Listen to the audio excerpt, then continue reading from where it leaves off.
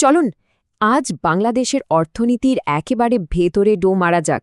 আর এটা কিন্তু শুধু কিছু সংখ্যা বা ডেটার গল্প না, এটা একটা দেশের বদলে যাওয়ার এক অসাধারণ রূপান্তরের গল্প। তো এই যে বিশ্লেষণটা, এটা শুরু করা যাক একটা প্রশ্ন দিয়ে। আচ্ছা, আমরা যখন বলি একটা দেশের অর্থনীতি খুব সফল, তখন ঠিক কি বোঝায়? শুধুই কি বড় বড় সংখ্যা, নাকি এর পেছনের গল্পটা আরও গভীর?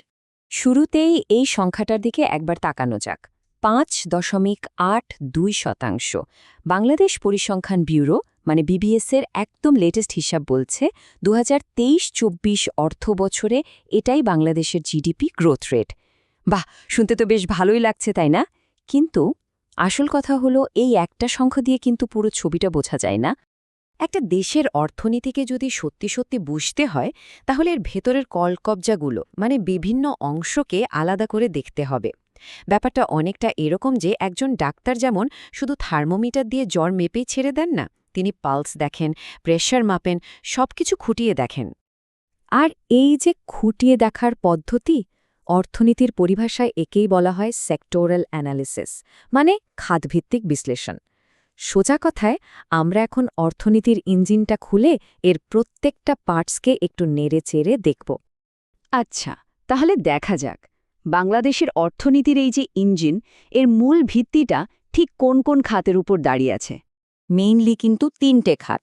1, কৃষি খাত, যাকে আমরা বলি দেশের মেরুদণ্ড। 2, শিল্প খাত, যেটা কিনা গ্রোথের আসল ড্রাইভার। আর 3 নম্বর হলো সেবা খাত, যা পুরো সিস্টেমটাকে সচল রাখে। এই 3টে চাকা একসঙ্গেই কিন্তু অর্থনীতির গাড়িটাকে টেনে নিয়ে যাচ্ছে। ওকে, এখন আমরা একটা খুব ইন্টারেস্টিং জিনিস দেখব। গত 10 বছরে বাংলাদেশের অর্থনীতির গিয়ারটা কিভাবে শিফট করেছে, কিভাবে বদলে গেছে, চলুন সেটাই এবার দেখে নেওয়া যাক। এই চার্টটার দিকে একটু ভালো করে লক্ষ্য করুন। 2013 সালে দেশের জিডিপিতে কৃষির অবদান ছিল 15%-এরও বেশি, আর 10 বছর পর 2023-এ সেটা কমে দাঁড়িয়েছে 11%। অন্যদিকে ঠিক উল্টোটা ঘটেছে শিল্পের ক্ষেত্রে। 26% থেকে এর অবদান লাফিয়ে বেড়ে হয়েছে প্রায় 35%।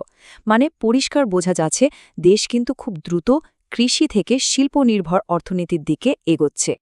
কিন্তু মজার ব্যাপার হল, জিডিপিতে কৃষির অবদান কমছে ঠিকই, তার এই না যে খাতটা পিছিয়ে পড়ছে, একদমই না। বরং দেখুন, এর ভেতরেও কি দারুণ একটা পরিবর্তন আসছে। সেই সনাতনী চাষাবাদের বদলে এখন জায়গা করে নিচ্ছে আধুনিক প্রযুক্তি, নতুন নতুন যন্ত্রপাতি। তার পরিবর্তনটা শুধু বাইরে থেকে না, খাতের ভেতরেও কিন্তু হচ্ছে। বেশ, এতক্ষণ তো আমরা গ্রোথের একটা সুন্দর ছবি দেখলাম, কিন্তু গল্পের একটা টুইস্ট আছে। চলুন এবার একটু জটিল দিকে যাই। একদিকে যেমন দারুণ প্রবৃদ্ধি, ঠিক তার উল্টো পিঠেই কিন্তু লুকিয়ে আছে একটা বড় চ্যালেঞ্জ। আমরা তো দেখলামই যে জিডিপি বাড়ছে, অর্থনীতির সাইজ বড় হচ্ছে। আপাত দৃষ্টিতে তো সবকিছু বেশ পজিটিভ মনে হচ্ছে, তাই না? কিন্তু এই যে অর্থনীতি প্রবৃদ্ধি, এটা কি যথেষ্ট নতুন চাকরি তৈরি করতে পারছে? এই চার্টটা একটা অন্য গল্প বলছে। এটাকে বলে এমপ্লয়মেন্ট ইলাস্টিসিটি। কঠিন শোনালেও ব্যাপারটা খুব সহজ। এর হল, প্রতি 1% জিডিপি গ্রোথের জন্য কি পরিমাণ কর্মসংস্থান তৈরি হচ্ছে। আর দেখুন, এই গ্রাফটা কিন্তু ধীরে ধীরে নিচের দিকে নামছে, যার অর্থনীতি বাড়লেও চাকরি তৈরির হারটা কমে আসছে। কেন? কারণটা হলো, এখনকার শিল্পগুলো অনেক বেশি টেকনোলজি নির্ভর, অটোমেটেড। ফলে উৎপাদন হুহু করে বাড়লেও সেই হারে নতুন লোকের দরকার হচ্ছে না।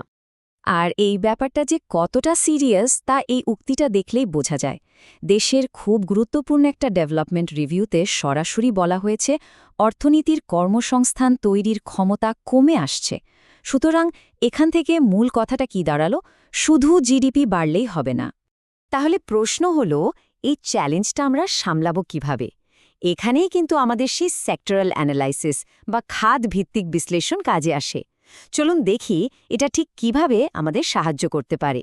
এই ছবিটা দেখুন।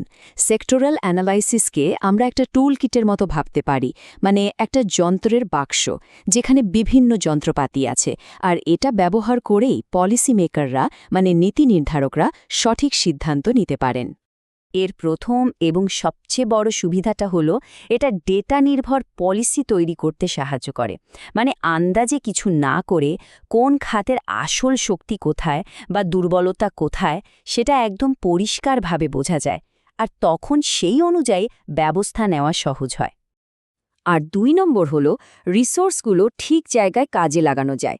মানে টাকা পয়সা বা অন্যান্য সুযোগ সুবিধা কোন খাতে দিলে সবচেয়ে ভালো ফল পাওয়া যাবে, বিশেষ করে কোথায় সবচেয়ে বেশি চাকরি তৈরি হবে, সেটা চিহ্নিত করা অনেক সহজ হয়ে যায়। এই টেবিলটা কিন্তু খুব ইন্টারেস্টিং। এখানে দেখুন শুধু বাংলাদেশই কিন্তু এই পথে হাঁটছে না। আমাদের প্রতিবেশী দেশ ভারত বা আরেকটু দূরে ভিয়েতনাম, সবাই কিন্তু কমবেশি একই রকম একটা পরিবর্তনের মধ্যে দিয়ে গেছে। মানে কৃষি থেকে শিল্প আর সেবা খাতের দিকে ঝুঁকেছে। এখান থেকে আমাদের জন্য বড় শিক্ষাটা হলো এই যে একটা স্ট্রাকচারাল শিফট, এটাকে খুব স্ট্র্যাটেজিক্যালি মানে কৌশল দিয়ে ম্যানেজ করতে হয়। তো সেই কৌশলগত খাতগুলো কি হতে পারে? মানে ভবিষ্যতের কর্মসংস্থানগুলো আসবে কোথা থেকে? বিশ্লেষণ থেকে বেশ কিছু সম্ভাবনাময় জায়গার কথা উঠে এসেছে।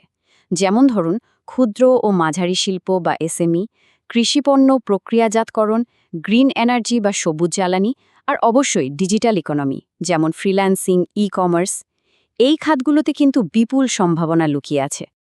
আসলে এই যে এত বিশ্লেষণ, এত পরিকল্পনা, এত আলোচনা, সব কিছুর পেছনে মূল উদ্দেশ্য কিন্তু একটাই, আর সেটা হলো বাংলাদেশের জন্য একটা টেকসই আর অন্তর্ভুক্তিমূলক ভবিষ্যৎ তৈরি করা। এমন একটা ভবিষ্যৎ যেখানে অর্থনৈতিক প্রবৃদ্ধির সুফলটা গুটি কয়েক মানুষের হাতে না থেকে সবার কাছে গিয়ে পৌঁছায়। এই পুরো আলোচনাটা আমরা শেষ করতে চাই একটা বড় প্রশ্ন রেখে। যে কোনো উন্নয়নশীল দেশের জন্য এই প্রশ্নটা খুব জরুরি। একদিকে উন্নয়নের গতি ধরে রাখা, আর অন্যদিকে সাধারণ মানুষের কর্মসংস্থান আর জীবনযাত্রার মান নিশ্চিত করা।